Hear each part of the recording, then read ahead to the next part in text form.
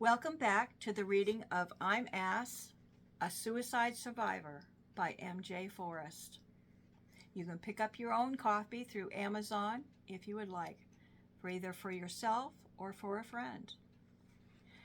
Now last week we learned that a nice old man had took Donkey to a boxing match, and Donkey himself was going to box.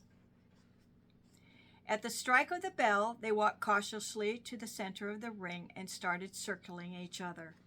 The referee was watching them closely, but not too close to get punched.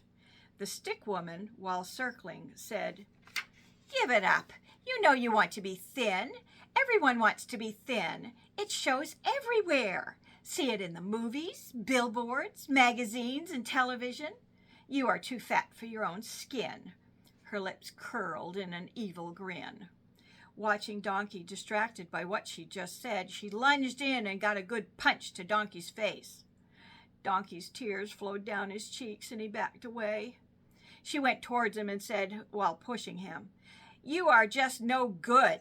Give it up. Being thin like me is beautiful, and you will never be thin." Donkey ran to the other side of the ring. He turned around, getting angry at her words running in his head. He really looked at the stick-like creature and thought that she looked really weak, especially in the middle. He hurried over to her and gave her one good punch to her middle. She bent in half and fell down.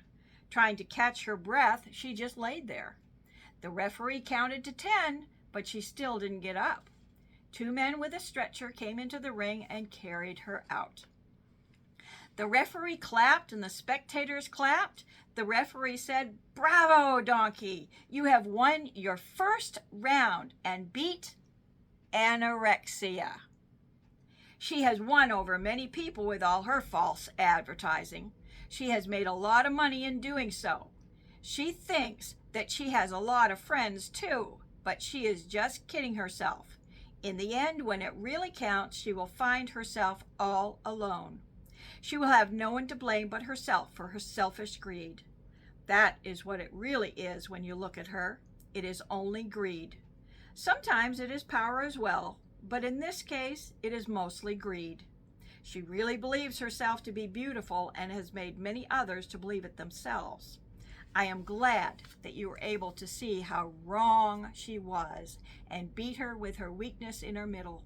She really crumbled immediately with that powerful punch you gave her in her stomach. Good job not letting her beat you. You can see now that being with anorexia is not a good thing. Your next round will be coming up shortly. You can go to your corner to catch your breath and wait." The nice girl came into the ring to let Donkey have some water, if he wanted it. Donkey took a sip and said thanks.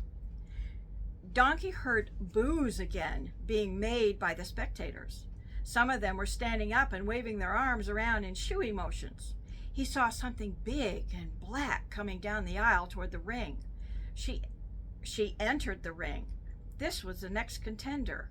She had to be led in the same way Donkey came in, by taking down the rubbery ropes. All 3 had to be let down this time, for Donkey could see that she had such little legs that she wouldn't have been able to walk over the bottom rope. She was a big black bull. She was wearing red shorts and a gray t-shirt that said, "Just try to bully me," and had an evil grin painted on underneath it. She walked to the middle and the referee pointed to the same corner that anorexia had been in.